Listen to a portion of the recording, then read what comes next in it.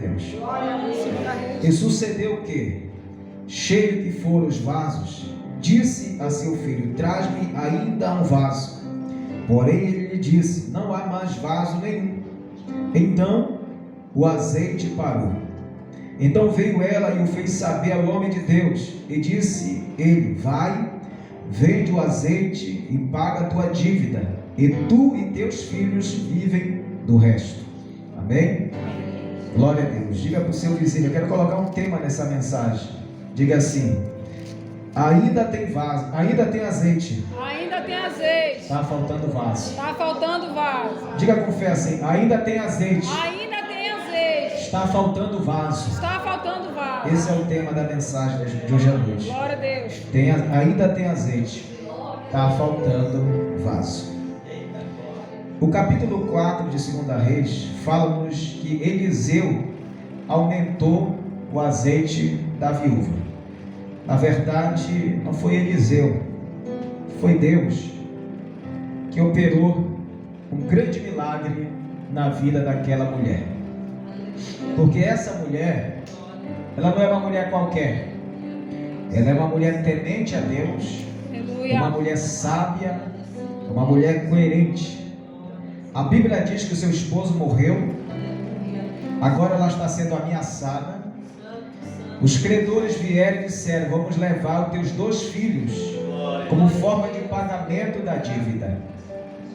Essa mulher, sendo ameaçada, passando por esta provação, ela não se descabelou. Ela não saiu na rua gritando: socorro, meus vizinhos, me ajudam para me pagar a minha dívida. Pelo contrário, essa mulher sabia que em Samaria tinha um homem de Deus.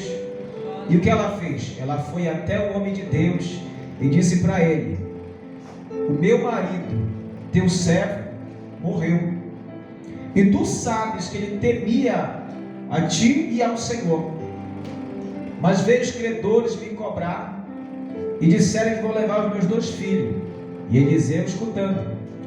E Eliseu diz: declara-me o que tu tens em casa. E ela vai dizer: não tenho nada, vírgula, a não ser uma botija com um pouco de azeite. Eliseu disse: vai a teus vizinhos, pede vasos emprestados e não poucos. Ela foi, emprestou muitíssimos vasos e trouxe para dentro da sua casa. Ela entra no quarto, fecha a porta sobre si, sobre seus filhos, e ali vai começar o quê? A multiplicação do azeite. Esse entrar no quarto com os vasos e seus filhos bate de encontro ou tem a coligação com Mateus 6,6. Entra no teu quarto, ora em secreto, entra no teu quarto, fecha a porta e ora em secreto, que o teu Deus que te ouve em secreto te recompensará publicamente. Essa mulher entrou, pegou a botija que estava com um pouco de azeite, digamos que fosse esse tanto aqui de azeite que ela tinha. Agora ela diz: traz um vaso, meu filho. O filho traz, e ela deita, e a multiplicação acontece, separa, e ela vai enchendo, vai enchendo, vai enchendo, e Deus multiplicando. Mas só que aqui estava do mesmo jeito. Aqui não secava e aqui multiplicava. Isso mostra que o recurso não estava vindo daqui, o recurso estava vindo do alto. Era do alto que estava vindo para cá, e aqui se multiplicava. Bendito é o nome do Senhor. E eu quero hoje vos falar a respeito de vaso e de azeite. Primeiro, eu quero começar a falar a respeito de vaso. A história vai nos dizer, a pesquisa vai nos dizer, segundo os geólogos, que existem 200 tipos de barro no planeta, e apenas 8 tipos de barro servem para fazer vaso. E o oleiro conhece minuciosamente cada tipo de barro que serve para fazer vaso. Observe que o apóstolo Paulo, escrevendo na segunda carta a Timóteo, no capítulo 2, versículo 20, ele vai dizer que há vasos numa casa, há vários tipos de vasos. Vasos de barro, vasos de madeira, vasos de ouro, vasos de prata, vasos de honra e vasos de desonra. Isso nos mostra que dentro de uma casa há vários tipos de vasos, mas para chegar no processo do vaso estar pronto, em destaque, para comercialização, é um processo que leva o oleiro ou os funcionários de uma olaria, ele vai se destacar para um determinado local, aonde tem o barro ou argila própria para aquele trabalho. Essa pessoa se destaca e vai até aquele lugar. Certamente ele vai limpar aquele lugar, roçar, derribar, vai tirar aquele barro e ele vai trazer para a olaria. E lá na olaria ele vai passar pelo processo do que? Vai ser amassado, vai ser molhado, vai ser tirado as folhas, vai ser tirado as raízes, vai ser tirado as sujeiras daquele barro, para poder entrar no processo da mão do oleiro, entrar e amassar aquele vaso para fazer o processo para se tornar um vaso naquela olaria. Depois que aquele vaso está pronto, ele vai passar pelo processo de secagem. Depois que ele seca, ele vai ser levado para o forno. Ele vai receber a quentura, ele vai receber o fogo. E depois que ele recebe o fogo, ele vai sair daquele local. Depois o oleiro vai tocar com uma varilha, com algo, para ver como é que está o barulho do vaso. Ele está preparado para receber a pintura, para sair dali, para ser comercializado. Eu quero vos falar que dentro da casa do Senhor não é diferente. O oleiro, os operários do oleiro são os obreiros, são os pastores, são os presbíteros, são os evangelistas, os missionários, são aqueles que estão envolvidos na obra do Senhor. Essa pessoa sai para evangelizar e essa pessoa encontra esses barros por aí e pega esses barros que estão em locais que aos nossos olhos não é bom e traz para a olaria, traz para dentro da igreja, aonde esse barro vai ser trabalhado pela palavra de Deus. Quando este barro começa a ouvir a palavra de Deus, ele vai começar a ser purificado, vai ser limpo. É por isso que Jesus disse: vós já estás limpo pela palavra. Isso mostra que a palavra vai fazendo a limpeza naquele barro. Aleluia. E quando eu disse que dentro da casa existem vários tipos de vasos, eu quero aqui destacar esses tipos de vaso. Primeiro, vasos de barro.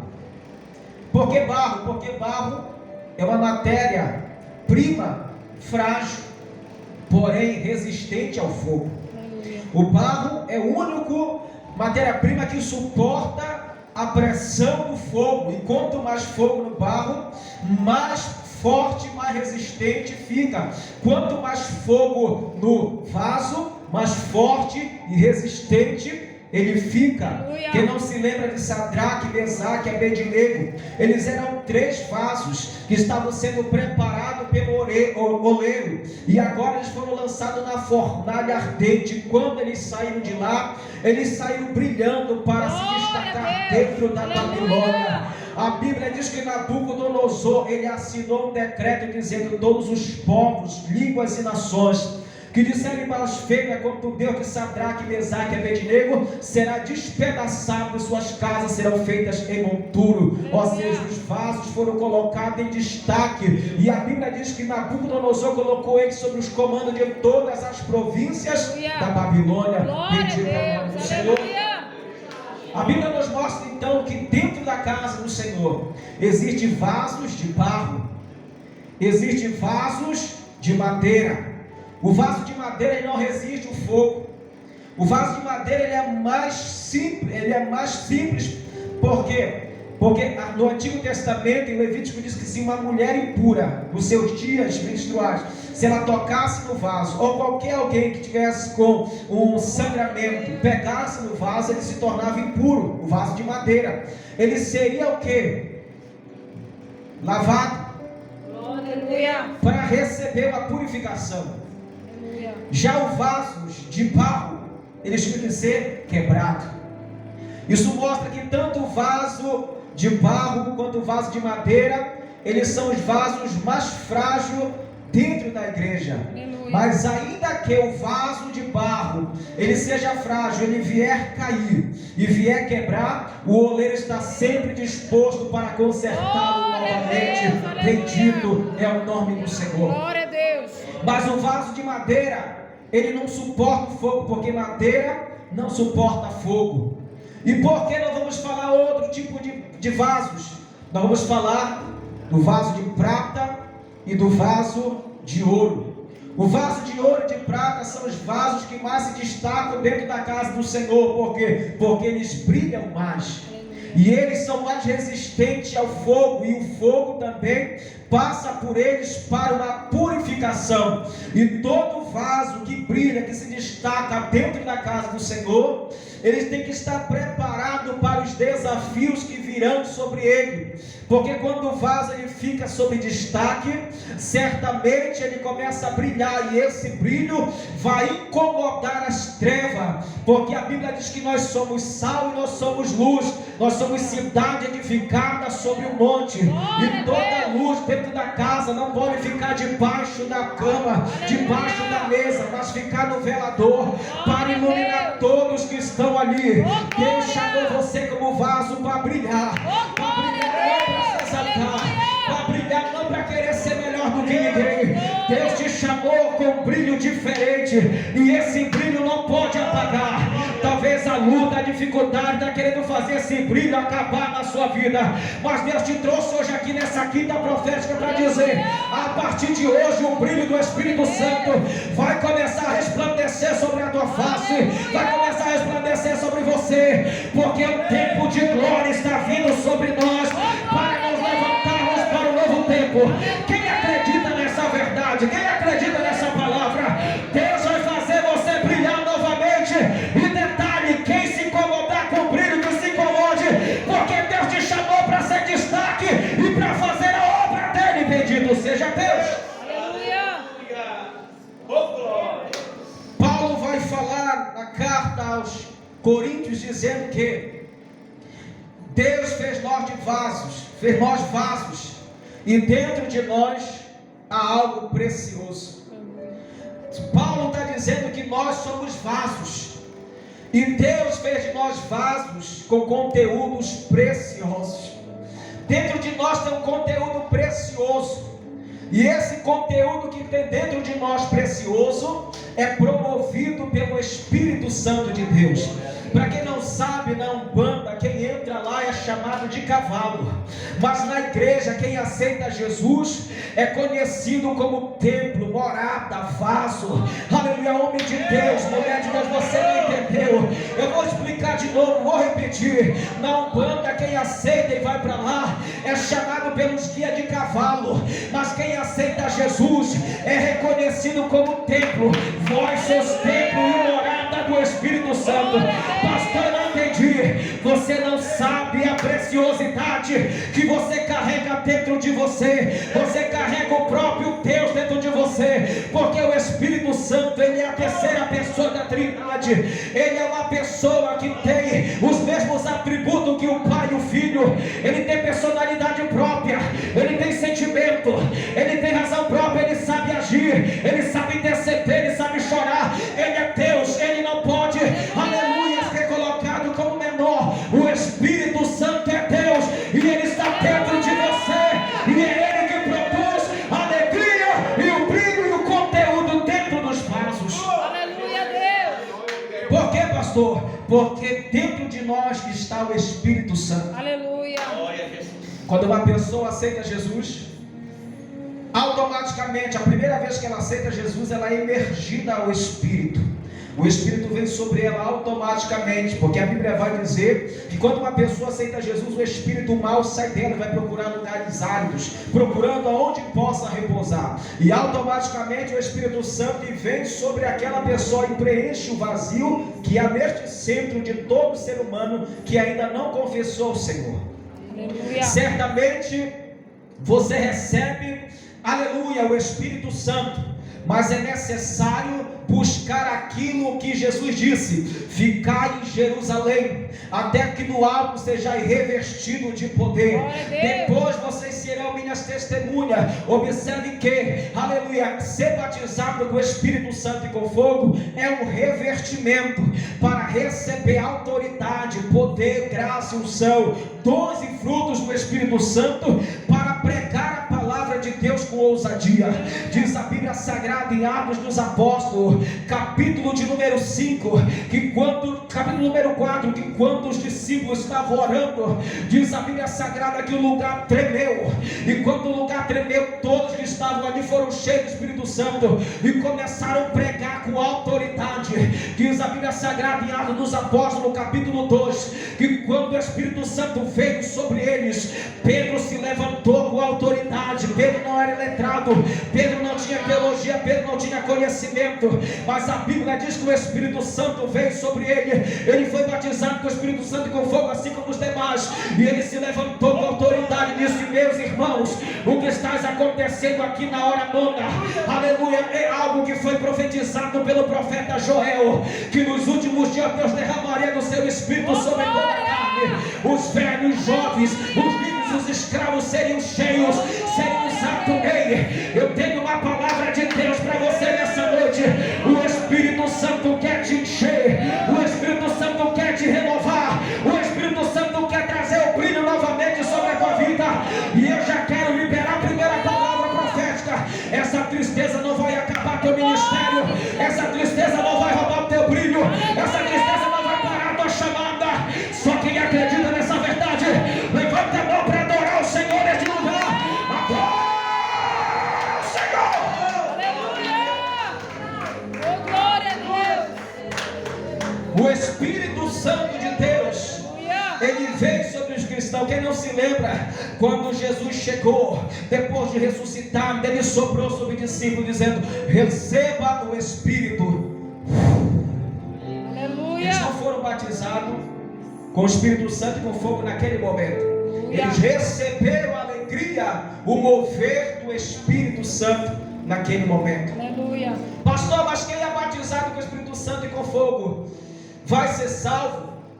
E quem não é batizado com o Espírito Santo não vai ser salvo? Isso não tem nada a ver com salvação. Batismo com o Espírito Santo e com fogo é para revestimento. Aleluia. O que é revestimento? Com essa blusa aqui, com essa camisa, eu estou vestido, mas com esse paletó, com esse blazer, eu estou revestido. Então automaticamente, quando você coloca um propósito diante de Deus, dizendo: Deus, eu ainda não sou batizado com o Espírito Santo e com fogo, parece que a minha fé não consegue me levar a entrar nesse êxtase, para receber esta presença, para receber esta glória. O que eu preciso fazer para me receber? Eu me lembro que quando eu estava com 4 meses de crente, eu fui batizado com o Espírito Santo e com fogo, numa oração do meio-dia da Assembleia de Deus no interior do Acará. Eu estava em propósito com Deus, eu fiz uma semana de jejum e oração. Eu levantava às 5 da manhã e jejuava até o meio-dia com propósito, e disse: Deus, eu quero ser batizado com o Espírito Santo e com fogo, eu quero falar essas línguas estranhas. Sabe por quê?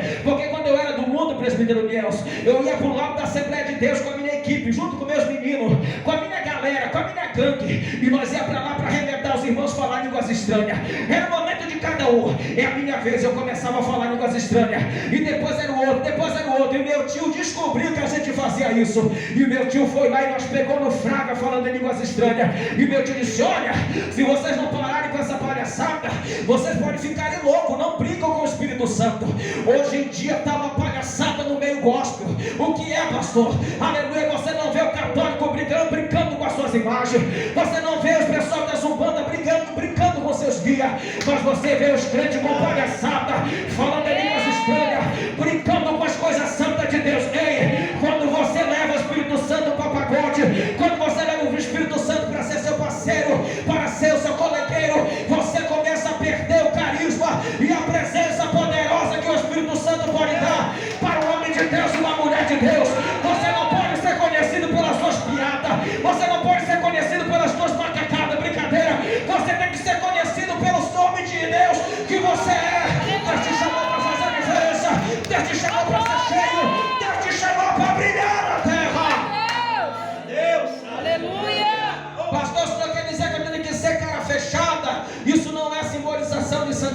não. Eu não tenho que ser cara fechada, mas eu também não posso colocar um negócio no meu nariz e sair por aí fazendo os outros achar graça. Eu tenho que mostrar que Deus continua mesmo, que o Espírito Santo, Ele é santo, Ele é poderoso, Ele é grandioso. Aquele que blasfemar contra o Espírito Santo não tem perdão. Aleluia. Deus. Quero que nós saímos daqui hoje debaixo de um temor e um tremor do Espírito Santo de Deus. Aleluia. Porque Ele é o teu melhor amigo. Aleluia. Você sabe que desde o dia do Pentecostes que o Espírito Santo veio sobre a igreja, Ele nunca mais voltou. Aleluia. Ele nunca mais voltou para o céu. Ele está sobre nós. Jesus disse: eu rogarei ao Pai para que Ele mande outro Consolador. Ele é o teu Consolador. Se você tratar bem Ele, você não vai ficar aflito. Se você tratar bem Ele, você não vai ficar só. Se você tratar bem Ele, você será renovado a todo momento que você orar e pedir a presença dEle. A Bíblia diz que dentro de uma casa há vários tipos de vaso. Vaso de barro, vaso de madeira, que são os mais frágeis, vaso de ouro e de prata, que brilham e se destacam na obra. E sempre que a gente se destaca, o diabo vai se levantar de alguma maneira para tentar nos entristecer. Esses dias eu estava angustiado, falei com alguém que eu estava angustiado. Por quê? Porque o pastor tem que ser sincero. Eu aprendi que o pastor tem que ser sincero consigo mesmo. Eu não posso mentir para mim mesmo. Eu tenho que contar para alguém aquilo que eu estou sentindo. Nós vamos ver um recorde nesses anos que passaram, de pastores que tiraram as suas próprias vidas, porque vestiram uma espiritualidade de um homem de aço e não quiseram abrir o coração para ninguém. Aleluia. E quando a gente se fecha para não abrir coração para ninguém, para mostrar uma falsa espiritualidade, a gente acaba tirando a nossa própria vida. É necessário que você escolha alguém para você compartilhar suas fraquezas. É necessário que você escolha alguém para ficar perto de você, para lhe auxiliar. A Bíblia diz que é melhor dois do que um, porque quando um cai, o outro levanta. É necessário ter alguém do nosso lado para nós sustentar. Ah, pastor, eu não vou ligar para pedir ajuda, eu não vou mandar mensagem para pedir ajuda. Eu sinto muito, você está errado. É necessário pedir ajuda. Jesus chamou seus discípulos: fica aí aqui comigo orando. Aleluia. Pelo menos uma hora de tempo. Jesus precisou de ajuda, nós precisamos de ajuda. E Deus está dizendo para alguém aqui: você precisa abrir o coração, porque Deus quer fazer coisas grandes, extraordinárias. Deus quer nos levantar para um novo tempo. Aleluia. Vasos que se destacam na obra de Deus. Aleluia. Existem vasos de honra. O que é um vaso de honra, pastor? O vaso de honra é aqueles que glorificam o nome de Cristo. Por onde ele passa, ali vai um homem de Deus. Aleluia. Ali vai um vaso de Deus, ali vai uma mulher de Deus. Por quê? Porque o vaso de honra, uma pessoa honrada, uma pessoa que é respeitada, uma pessoa que a pessoa olha e vê que de fato Cristo está naquela pessoa. Aleluia. Existe vaso de desonra, que desonra o nome do Senhor. Que tipo de vasos são esses, pastor? São vasos que se infiltram no meio do povo. E o próprio Deus vai dizer para Moisés: cuidado com esse tipo de vaso. Sabe como é que Deus chama para esse tipo de vasos? Mexeriqueiro. Aleluia. A Bíblia diz que o Senhor falou para Moisés: Moisés, cuidados com mexeriqueiros no meio do meu povo. O que é isso? São pessoas que se infiltram, recebe, pega e escuta, aleluia, aquilo que há de fraqueza, aquilo que há debilidade num local, e ela sai e vai contar para pessoas lá fora, pessoas que não são crentes, e ela sai daquele ambiente e leva para fora para compartilhar. Isso são pessoas mexeriqueiras, e a Bíblia diz que esse tipo de pessoas fala, e quando ela é descoberta, ela diz: não era bem isso que eu queria falar. Mentira, ela tem prazer em revelar, ela tem prazer em descobrir, mas Deus não nos chamou para revelar a vida de ninguém. Deus nos chamou para fazer a diferença, para glorificar o nome de Cristo, para pregar a palavra, para orar pelas almas. Bendito seja Deus. Aleluia. Foi para isso que Deus nos chamou, Aleluia. para fazer a obra dele.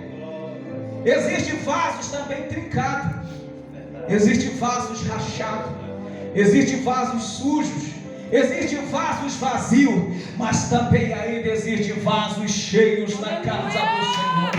Eu quero perguntar nessa noite se tem vaso aqui nesta noite. Se tem vaso, eu te garanto que tem azeite para descer. Se você acha que você não é mais vaso, é vasilha, eu vou te transformar num vaso hoje, porque você não pode ficar desse jeito que você está. Você não pode parar, você não pode parar, porque Deus te chamou para ser vaso, e vaso de honra, bendito seja. O azeite parou. O azeite parou porque não tinha mais vaso. E para quem não sabe, o azeite naquela época era de muita valia. O azeite era muito importante, comercializado. Porque o azeite naquela época servia para algumas coisas. O azeite, o fruto, para transformar o azeite, passava pela prensa, pela moeda. Era necessário ele passar por essa prensa. A primeira prensa e a primeira descida do óleo, aquele óleo era conhecido como óleo sagrado, que era para ungir os reis, profetas e sacerdotes, e para ungir os utensílios da casa do Senhor. Esse óleo não poderia ser usado para outro benefício, somente para aquilo. Era o óleo sagrado, era o óleo da unção. O segundo óleo era um óleo que servia para fazer perfume, servia para fazer alimento dentro da casa, porque toda dona de casa precisa de um bom azeite, precisa do óleo na sua cozinha. A terceira, que era o mais simples de todos, servia para fazer sabão, servia para fazer combustível de candeeiro, servia o azeite também para fazer pasta, para curar feridas naquela época. Aleluia. O azeite era conhecido como também algo medicinal. Quem não se lembra do bom samaritano? A Bíblia diz que o bom samaritano ele tinha o quê? Vinho e azeite. Isso mostra que o azeite ele serve para sarar as nossas feridas. Bendito seja o nome do Senhor. Eu quero dizer para você que você é um vaso, e hoje vai descer um azeite sobre você, e esse azeite vai sarar as feridas internas e as feridas externas. Esse azeite que vai descer hoje aqui, ao término desta pregação, ele vai sarar a nossa alma, ele vai sarar o nosso corpo, ele vai sarar a nossa mente. O azeite que está para descer hoje, ele vai fazer algo novo na minha e na tua vida. Bendito seja o nome do Senhor. Glória a Deus. O azeite servia para fazer sabão. Sabão sabe para quê? Para lavar, para tirar a impureza. Aleluia. O azeite servia para fazer perfume. O perfume serve para quê? Para exalar, para trazer um bom cheiro ao ambiente. É por isso que Paulo diz que nós temos que ter o perfume de Cristo. O perfume de Cristo, ele traz ao ser humano um bom cheiro, de um bom testemunho por onde ele passa. O azeite também servia para alimento. Você está sendo alimentado através da palavra de Deus. O azeite servia para remédio. Deus está curando alguém aqui nessa noite. Deus está visitando a tua casa, a tua família, para trazer a cura, o milagre e a libertação. Bendito seja o nome do Senhor. Mas acima de tudo, o azeite está sendo derramado hoje para te ungir, para te revestir, para te encher, para te alegrar, para te levantar, porque hoje o azeite do samaritano vai te levantar para um novo tempo, para a glória do nome do Senhor. Aleluia. Aleluia. Glória a Jesus. A palavra profética que eu trago para a sua vida hoje é que aquela mulher procurou o profeta quando ela estava em crise. O profeta deu para ela a instrução. Ela seguiu a instrução à risca. Estou finalizando, tenho 10 minutos. O profeta deu a instrução para ela. Ela fez tudo como o profeta mandou. Porque a Bíblia diz assim: crê em Deus para estar firme, e crê nos meus profetas, e prosperareis. Como eu falei no começo, não precisa o profeta estar num bom carro, Não precisa o profeta ser milionário, porque tem gente, tem igrejas que se o pregador ele não tiver uma boa casa, uma boa roupa, e se ele não tiver dinheiro, ele não serve para ser profeta, porque as pessoas olham para a condição dele dizendo: isso aí vai profetizar na minha vida. Mas se você olhar para dentro da Bíblia Sagrada, João Batista foi o maior de todos os profetas, nascido de mulher, segundo Jesus. João Batista é o maior de todos, mas a Bíblia diz que João Batista vivia no deserto. Ele era um homem que comia gafanhoto e bebia mel silvestre, mas toda Samaria, toda a circunvizinhança de Jerusalém ia atrás de João Batista. Sabe por quê? Porque João Batista era profeta, João Batista tinha azeite, João Batista tinha presença, João Batista era homem de Deus. Oh, glória! Sabe qual era a mensagem de João Batista? Raça de víboras, quem vos ensinou a fugir da ira vindoura? O machado está posto aos pés das árvores. Aleluia! Trazei ou arrependei-vos ou produzis frutos de arrependimento, Aleluia! porque o reino de Deus é chegado. Essa era a mensagem de João Batista. João Batista olhou para Herodes e disse: ei, tu é rei, tu tem coroa, tu tem veste, tu tem de tudo do bom e do melhor, mas não é lícito possuir a mulher do teu irmão Filipe. Mata ela, porque ela não é de Deus para ti. Te converte. Ei, João Batista perdeu a cabeça, mas ele não deixou de pregar a verdade. Quem tem recompensa não prega a verdade, mas aquele que tem a mente limpa prega a verdade, puxa que está. Glória a Deus! Aleluia! Aleluia! Fiz uma campanha pelo ministro aqui. Oh, glória! O ministro pensava que eu ia passar a mão na cabeça dele. Cara feia para mim é fome. E se eu tivesse medo de cara feia, eu me olhava no espelho. Quando Deus manda falar a verdade, tem que ser falado, custa quem está, seja rico ou pobre, seja lá quem for. Aleluia, porque tem gente que tem coragem de falar para os pobres, mas para o rico não tem coragem. Se treme todo. Profeta que é profeta, ele fala quando Deus manda, ele fala quando Deus ordena. Sabe por quê? Porque Deus ele exorta, consola e edifica. E Deus te trouxe hoje aqui para dizer para você: para de ficar chorando pelos cantos. Levanta, porque tu é vaso, tu não é vasilha. Levanta, porque Deus quer te encher. Levanta, que Deus quer te levantar. Deus quer te usar. Quem acredita, adore o Senhor. Adore a Ele, adore a Ele, adore a Ele, adore a Ele. Para suribicando, há uma presença de Deus aqui. Há uma presença de Deus aqui nesta noite. Há uma glória de Deus neste lugar. Se você está sentindo, glorifica. Se você está sentindo a glória ao Senhor,